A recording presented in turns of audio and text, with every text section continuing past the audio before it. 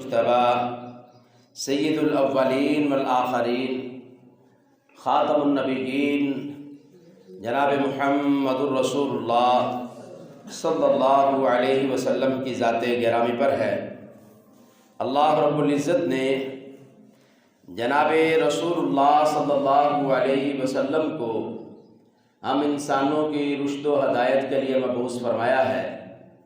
یقیناً وہ شخص کامیاب ہے، کامران ہے، جس نے اپنی اس مختصر زندگی کو جناب محمد الرسول اللہ صلی اللہ علیہ وسلم کی سیرت اور صورت کے مطابق بنا لیا۔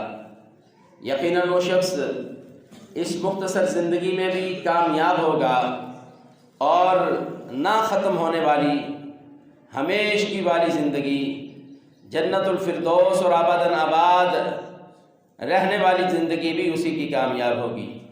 سامعین محترم، معزز سامعات، سورۃ آل عمران کی آیت نمبر 143 سے لے کر 133 سے لے کر 136 تک میں نے آپ کے سامنے خطبہ مسنونہ میں بیان کی ہے۔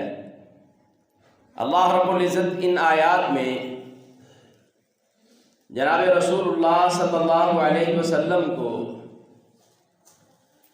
وہ مناظر بیان کر رہے ہیں جو آپ اور آپ علیہ الصلاۃ والسلام کے صحابہ کرام رضوان اللہ علیہم اجمعین نے دیکھے تھے۔ یاد دہانی کے طور پر اللہ رب العزت نے قرآن کریم میں بھی ان کو بیان فرما دیا، اور اس امت پر یہ عظیم احسان کیا ہے کہ جب تک یہ امت قیامت تک اس قرآن کریم کو پڑھتی رہے گی، ان واقعات، ان ایام کو، ان مناظر کو گویا کہ اس طرح محسوس کرے گی جیسے یہ انہوں نے اپنی آنکھوں سے دیکھا ہے۔ جناب رسول اللہ صلی اللہ علیہ وسلم کے صحابہ اور اس وقت کے رسول اللہ صلی اللہ علیہ وسلم کے مخالفین، دشمن اسلام، ان کے اکٹھے ہونے کا، لڑائی اور جھگڑے کا، مقابلہ اور جنگ بازی کا اللہ تعالیٰ نے یہاں منظر پیش کیا ہے۔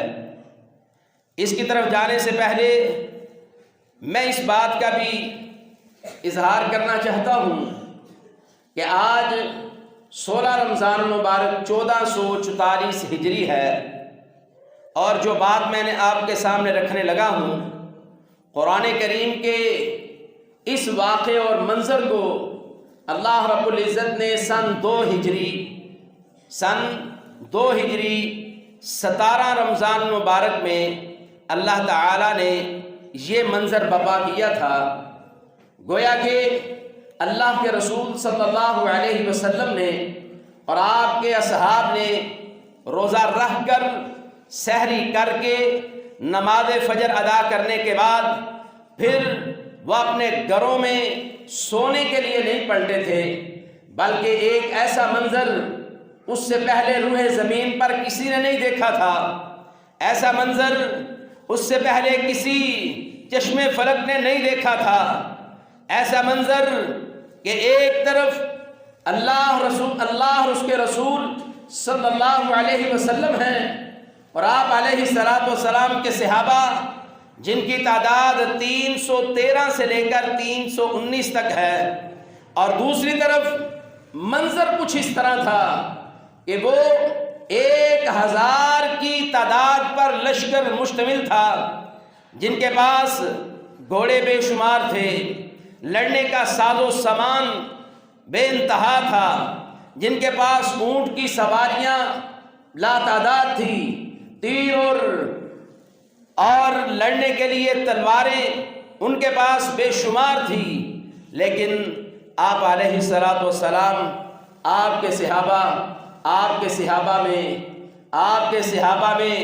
اور صحابہ کی آزار میں، اسلحے میں، سواریوں میں سے 2 گھوڑے تھے، ایک سیدنا زبیر بن عوام رضی اللہ تعالیٰ عنہ کا اور ایک اور صحابی ہیں، اور اس لشکر میں چند تعداد پر مشتمل اونٹ ہیں، اور یہ 313 سے لے کر 319 تک یہ جو صحابہ کرام رضوان اللہ علیہم اجمعین کا یہ لشکر تھا، جن کی بنیاد صرف توحید خالص تھی، جن کی بنیاد صرف لا الہ الا اللہ محمد الرسول اللہ صلی اللہ علیہ وسلم تھی، جن کا مقصد اللہ کے دین کا غلبہ تھا، جن کا مقصد وہ 14 سال تقریباً 13 سال جو مکہ کے ظالموں کے ظلم برداشت کیے تھے، آج اللہ رب العزت نے ہجرت کرنے کے بعد اذن للذین یقاتلون بانہم ظلموا وان اللہ علی نصرہم لقدیر،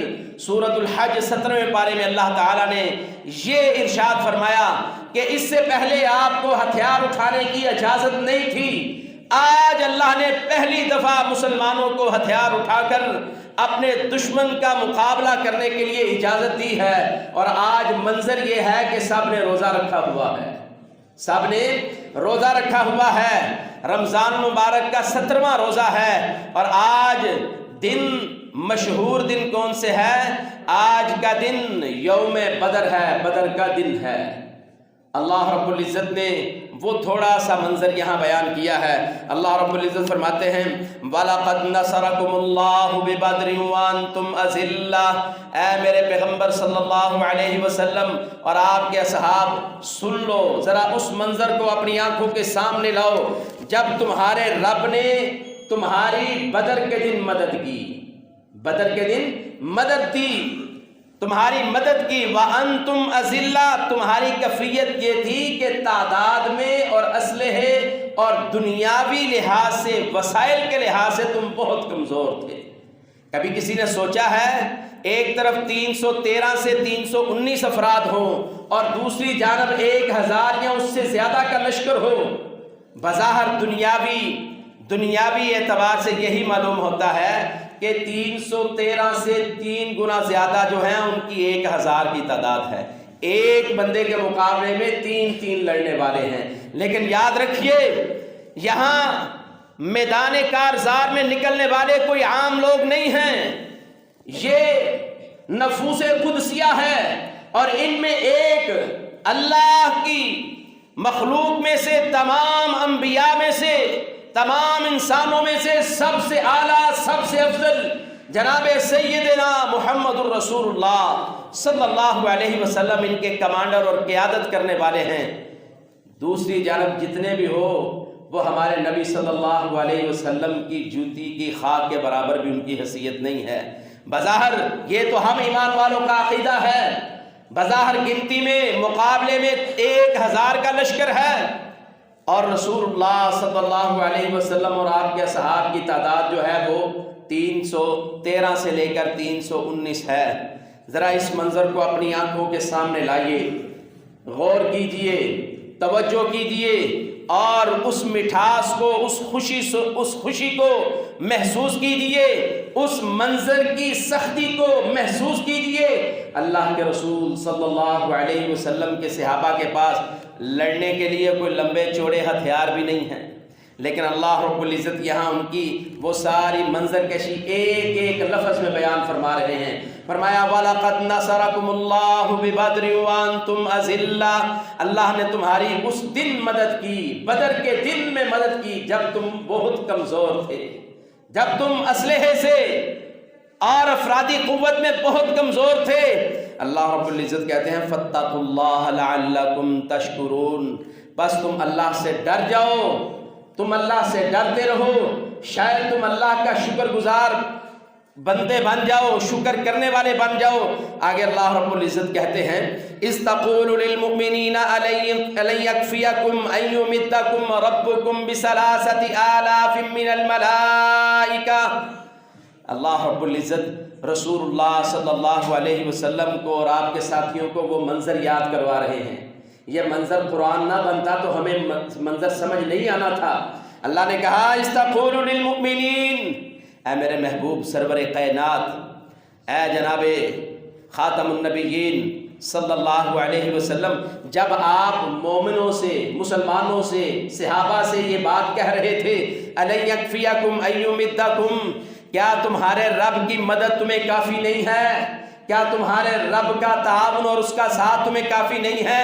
ایمدکم ربکم، کیا تمہارے رب کی مدد اور اس کی نصرت تمہیں کافی نہیں ہے؟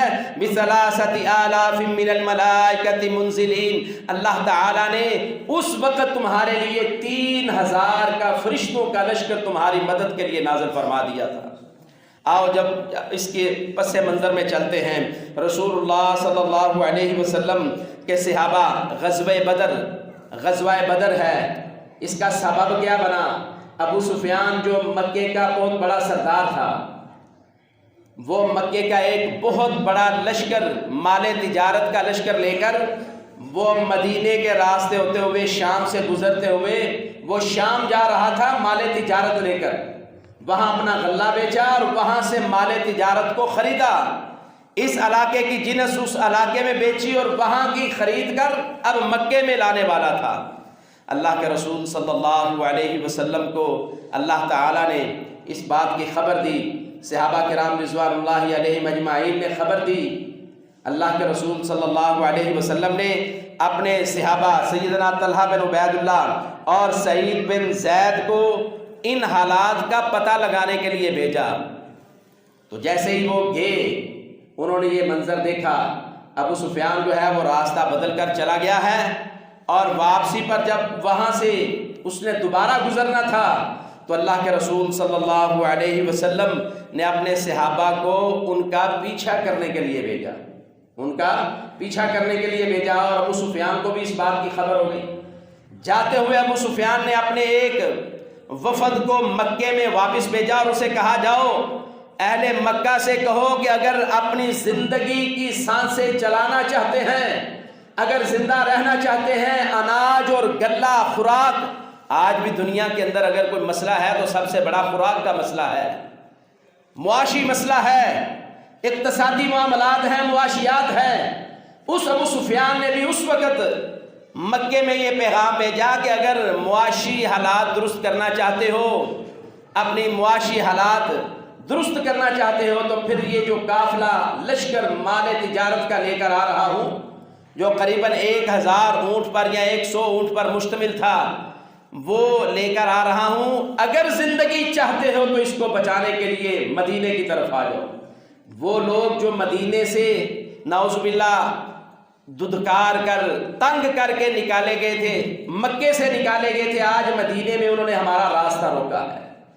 ابو سفیان نے مکے میں پیغام بھیجا، وہاں سے لڑنے کے لیے 1000 کے قریب لوگ آ گئے، 1000 کے قریب۔ اور یہاں اللہ کے رسول صلی اللہ علیہ وسلم تو لڑنا چاہتے ہی نہیں تھے، صرف خبر گیری کرنا چاہتے تھے۔ اور آپ کو اندازہ ہے کہ وہ کتنی مال کی حیثیت کا وہ تجارتی قافلہ تھا۔ آج کے اس زمانے میں اس کی جو مقدار بنتی ہے وہ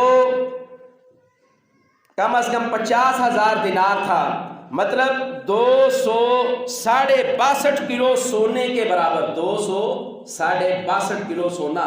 آج اس کی قیمت لگا لو کتنی قیمت ہے، اتنی قیمت کا وہ مال تجارت تھا، وہ قافلہ جو آ رہا تھا۔ تو یہ ظاہری بات ہے ان کی معیشت کی ریڑھ کی ہڈی تھی ان کے، اس کے بچانے کے لیے وہ رسول اللہ صلی اللہ علیہ وسلم کے مقابلے میں نکل آئے اور آپ کے صحابہ سے لڑنے کے لیے نکل آئے۔ اللہ کے رسول صلی اللہ علیہ وسلم کو خبر ملی کہ مشرکین مکہ آپ سے لڑنے کے لیے، مقابلہ کرنے کے لیے آ گئے ہیں۔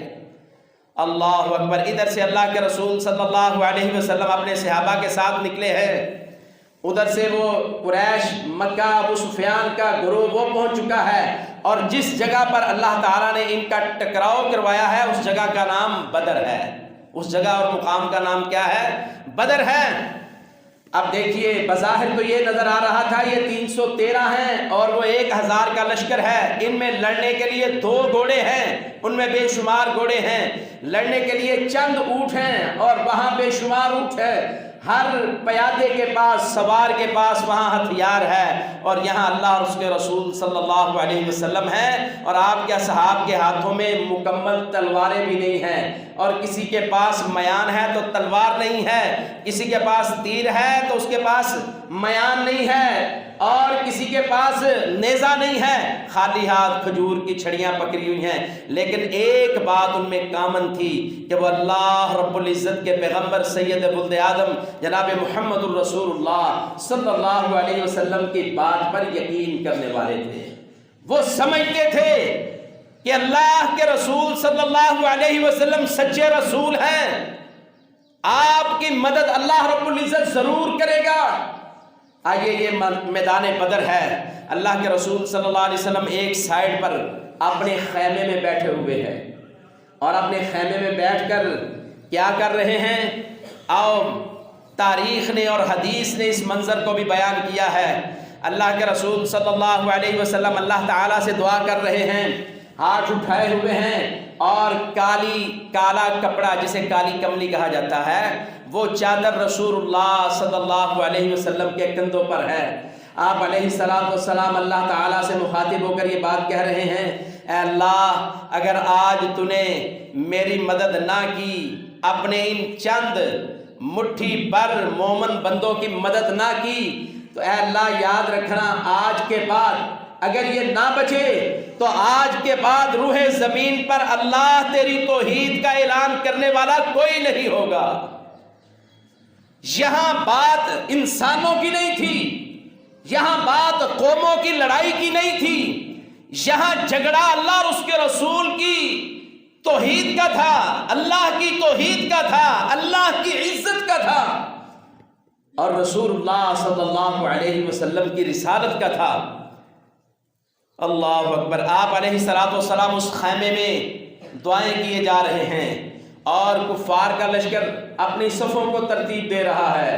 صحابہ کرام رضوان اللہ علیہم اجمعین کے صحابہ بھی صفوں کی ترتیب دے رہے ہیں، اور بظاہر دیکھ کر تو یہ معلوم ہو رہا تھا وہ ہزاروں میں، ہم چند سو، لیکن اللہ رب العزت کے پیغمبر سید ولد آدم جناب رسول اللہ صلی اللہ علیہ وسلم اللہ تعالیٰ سے اسی انداز سے دعائیں کر رہے ہیں، اور سیدنا حضرت ابوبکر صدیق رضی اللہ تعالی عنہ، اللہ کے رسول صلی اللہ علیہ وسلم نے جو اس موقع پر دعا کی، میرا دل ہے اس میں سے چند ایک الفاظ آپ کو سنا دیے۔ اللہ کے نبی صلی اللہ علیہ وسلم اللہ تعالیٰ سے کہنے لگے، اللہم انجز لی ما وعدتنی، اے اللہ اپنے وعدے کو پورا کیجئے جو آپ نے مجھ سے کیے ہیں۔ یہ کون کہہ رہا ہے؟ جناب رسول اللہ صلی اللہ علیہ وسلم ہاتھ اٹھائے ہیں اور اپنے رب سے گڑ گڑا رہے ہیں، اللہم انجز لی ما وعدتنی، اللہم آتی ما وعدتنی، اے اللہ جتنے بھی آپ نے مجھ سے وعدے کیے ہیں اللہ وہ پورے فرما دیجئے۔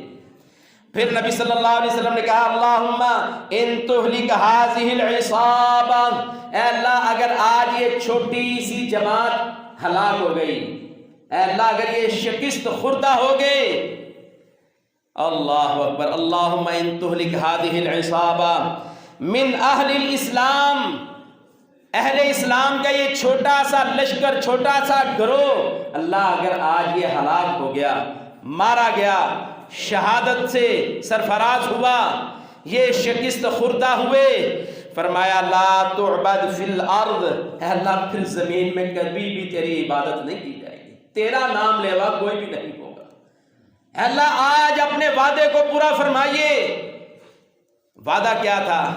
اللہ رب العزت کا وعدہ یہ تھا کہ میں اپنے جس پیغمبر کو بھیجتا ہوں، والذی ارسل رسولہ بالہدی ودین الحق، ہدایت کے ساتھ اور سچی دعوت کے ساتھ ہم اپنے پیغمبروں کو بھیجتے ہیں، لیظہرہ علی الدین کلہ، تمام باطل ادیانوں پر اس دین کو غالب کرنے کے لیے، وکفیٰ باللہ وکیلا وکفیٰ باللہ شہیدا، اور پھر ان سارے معاملات میں اللہ اپنے نبیوں کی، پیغمبروں کی اور پیغمبروں کی جماعت کی مدد کیا کرتے ہیں، یہ وعدہ تھا۔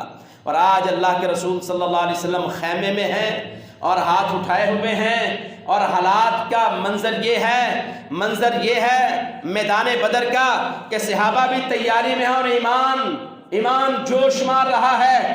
اللہ کے رسول صلی اللہ علیہ وسلم اللہ تعالیٰ سے بار بار یہ گریہ زاری آہو بکا اور اللہ تعالیٰ سے دعائیں کر رہے ہیں، جناب سیدنا حضرت ابوبکر صدیق رضی اللہ تعالیٰ عنہ اس کمرے میں، اس خیمے میں، فآتاہ ابو بکر فاخذ رداءہ فالقاہ علی منکبیہ ثم التمسہ من ورائہ وقال یا نبی اللہ کفاک مناشدتک ربک فإنہ سینجز لک ما وعدک۔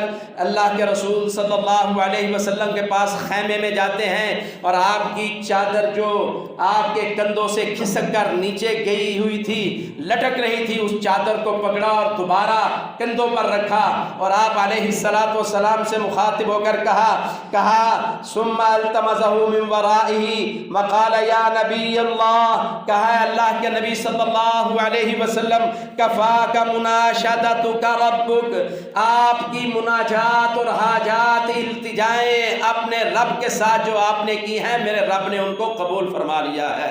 اللہ آپ کو ضرور مدد فرمائے گا، کفا کا اللہ آپ کو ضرور کافی ہوگا، جس طرح میرا رب چاہے گا آپ کی مدد فرمائے گا۔ پھر سیدنا حضرت ابوبکر صدیق رضی اللہ تعالیٰ عنہ کہنے لگے فَإِنَّهُ سَيُنْجِزُ لَكَ مَا وَعَدَكَ، اے اللہ کے رسول صلی اللہ علیہ وسلم، اللہ رب العزت اپنے وعدوں کو ضرور پورا فرمائے گا۔ اللہ کے نبی صلی اللہ علیہ وسلم خیمے سے باہر آتے ہیں، صحابہ کرام رضوان اللہ علیہ مجمعین کی طرف نظر دوڑاتے ہیں۔ یہ سارے وہ چند صحابہ تھے جن کی چند 100 پر تعداد تھی، جن کو مکے میں جن پر 10 سال محنت کی اور سال، سوا سال، 1.5 سال مدینے میں ہو چکا تھا آئے ہوئے، اب اس 11 سال، 11.5 سال کی محنت میں جو چند لوگ مسلمان ہوئے، ایسے بے مثال ان کا ایمان تھا، ایسے بے مثال ان کا اللہ پر یقین اور توکل تھا، وہ سارے تو جمع کر کے میدان بدر پہ پہنچ چکے تھے۔ یہ بھی ڈر تھا کہ اگر ان کا نقصان ہوا تو آج کے بعد اللہ تیری عبادت کرنے والا کوئی نہیں بچے گا۔ اب مارکہ شروع ہوتا ہے، مارکے کی ابتدا ہوتی ہے۔ پہلے مقابلہ بازی کے لیے بلایا جاتا ہے، کافروں کی طرف سے ایک بندہ مقابلے میں آتا ہے اور ادھر سے جناب رسول اللہ صلی اللہ علیہ وسلم کے صحابہ میں سے ایک آتے ہیں اور ان میں جناب سیدنا حضرت علی رضی اللہ تعالیٰ عنہ بھی شامل ہیں۔ اس طرح مقابلہ بارزش ہوتی ہے، مبارزش کے بعد پھر صفوں کو درست کیا جاتا ہے، لڑائی شروع ہوتی ہے۔ اب صحابہ کرام رضوان اللہ علیہ مجمعین کے ہاتھ میں چھڑی ہے، کھجور کی چھال ہے، لیکن یقین اتنا ہے کہ اللہ کے رسول صلی اللہ علیہ وسلم کے ہر بات پر مر مٹنے کے لیے تیار ہیں۔ یقین یہی ہے کہ ہم سچے نبی کے امتی ہیں، اللہ ہماری مدد ضرور فرمائے گا۔ اب وہ بات اللہ تعالیٰ نے سورہ آل عمران کی آیت نمبر 134 میں بیان فرمائی ہے۔ اللہ کہتے ہیں جب تم ڈر رہے تھے کہ کیا بنے گا، اس وقت میں نے تمہاری مدد کی، اور مدد کیسے کی؟ اللہ کہتے ہیں بِثَلَاثَةِ آلَافٍ مِّنَ الْمَلَائِكَةِ مُنزِلِينَ، میں نے 3000 فرشتوں کی جماعت کا لشکر بھیجا تھا آسمان سے۔ زمین پر لڑنے والے کتنے تھے؟ 313 سے 319 تک، اور آسمان سے مدد الہی آنے والی لشکر کی تعداد 3000 ہیں۔ پھر آگے اللہ رب العزت فرماتے ہیں بلا ان تصبروا وتتقوا وياتوكم من فورهم هذا يمددكم ربكم بخمسة آلاف من الملائكة مسومين، بلا کیوں نہیں، ان تصبروا، اگر تم نے صبر کیا، اگر تم صبر کرتے، وتتقوا، اور اپنے رب سے ڈر رہے تھے، ویاتوکم من فورہم، پھر اس نے اور تمہاری مدد کی، اس نے 3000 کی بجائے 5000 کا لشکر بھیجا، اور اس لشکر کو اللہ تعالیٰ نے یہ حکم دیا تھا کہ اس فرشتے نے فلاں کافر کو مارنا ہے، اس فرشتے نے فلاں کافر کو مارنا ہے۔ المختصر یہ میدان بدر کا منظر ہے۔ اب اللہ تعالیٰ نے مسلمانوں کو فتح دے دی ہے۔ صحابہ کرام رضوان اللہ علیہ مجمعین کے قریباً 17 سے 18 صحابی شہید ہوئے ہیں۔ دشمن کے لاتعداد لوگ مارے گئے ہیں، 70 کے قریب مارے گئے، اور 70 سے زیادہ لوگوں کو ان کو غلام بنایا گیا، ان کا مال غنیمت ملا۔ اب صحابہ کرام رضوان اللہ علیہم اجمعین اکٹھے ہوئے ہیں میدان جنگ کے بعد، اللہ کے رسول صلی اللہ علیہ وسلم کے پاس آئے ہیں۔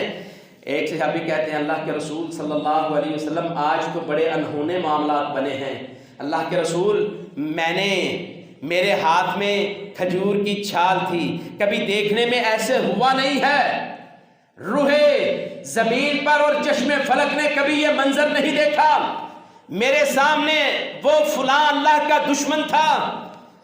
اللہ کے رسول صلی اللہ علیہ وسلم میں نے تو اپنی وہ کھجور والی چھال ہی اٹھائی تھی، لیکن میں نے ابھی اٹھائی ہے، میں کیا دیکھتا ہوں، ایک تیز رو سفید لباس گھوڑے پر سوار اپنی تیز چمکتی ہوئی تلوار کے ساتھ اس کی گردن کو اڑا رہا ہے۔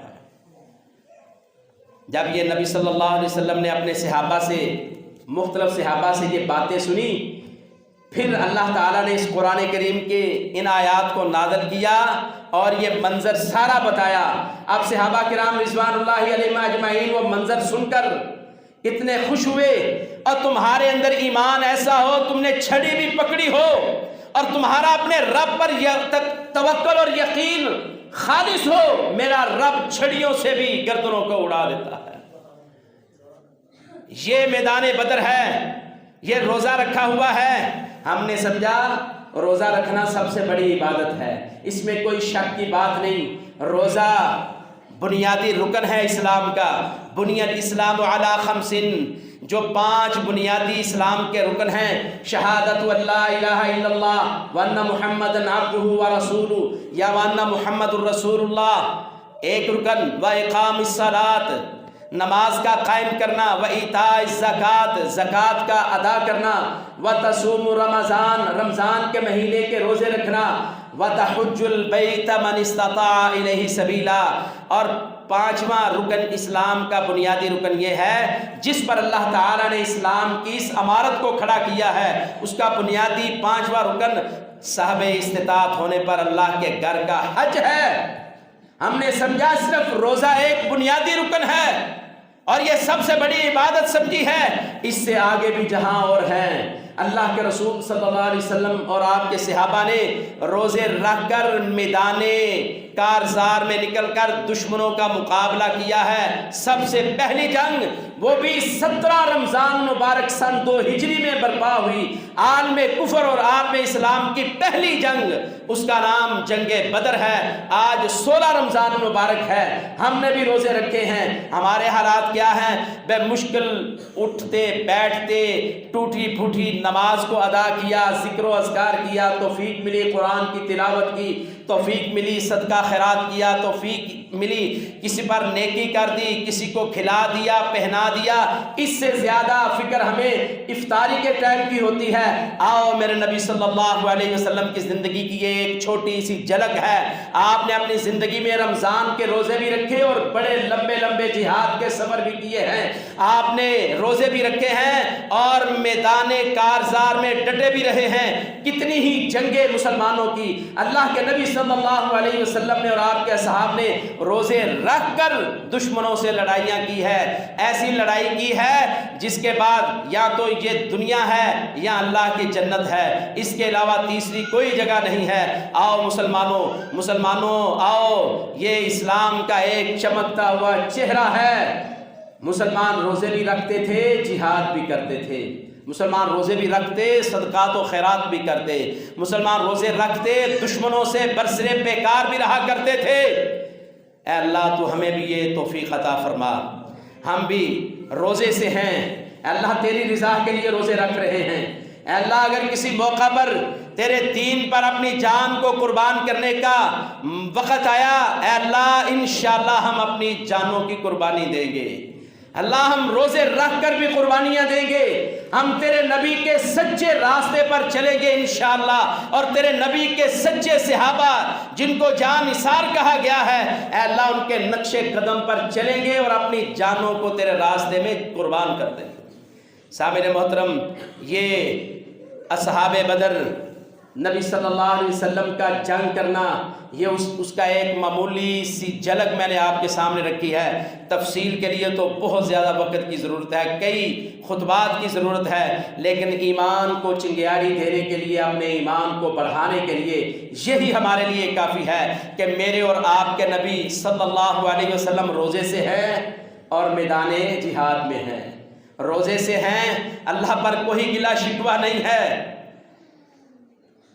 اور آپ کے صحابہ بھی آپ کے ساتھ لڑنے کے لیے، شہادتوں کے لیے حاضر ہیں، اور بظاہر دنیا کے جو وسائل ہیں وہ بھی پاس موجود نہیں ہیں، لیکن اس کے باوجود اللہ پر اتنا یقین، اللہ تعالیٰ نے وہ ساری باتیں اس قرآن میں نازل فرمائی ہے۔ فرمایا وَمَا جَعَلَهُ اللَّهُ إِلَّا بُشْرَىٰ لَكُمْ وَلِتَطْمَئِنَّ قُلُوبُكُمْ بِهِ وَمَا النَّصْرُ إِلَّا مِنْ عِندِ اللَّهِ۔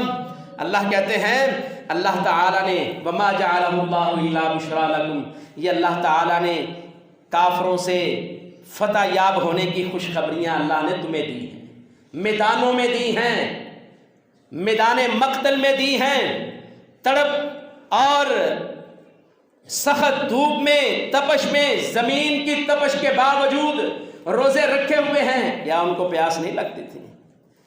پیاس ان کو بھی لگتی تھی، مگر ان کے مقصد بہت بڑے بڑے تھے۔ مقصد اللہ کے رسول صلی اللہ علیہ وسلم کا یہ تھا کہ پوری دنیا میں اسلام غالب آ جائے۔ ہم روزہ رکھ کر یہ سوچتے ہیں کہ میں اپنے بھائی پر قبضہ کس طرح کروں گا، فرق ہے نا، ہماری سوچ میں فرق پڑ گیا ہے۔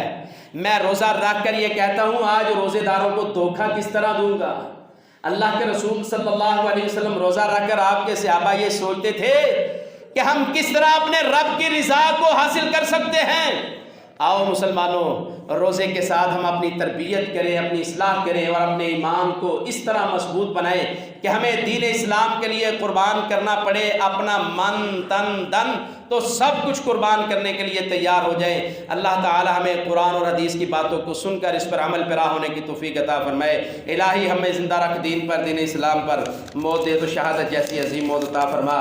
ہمیں اپنے نبی صلی اللہ علیہ وسلم کے صحابہ اور آپ کے صحابہ اور آپ کے نقش قدم پر چلنے کی توفیق عطا فرمائیے۔ وما علیہ الا البلاغ۔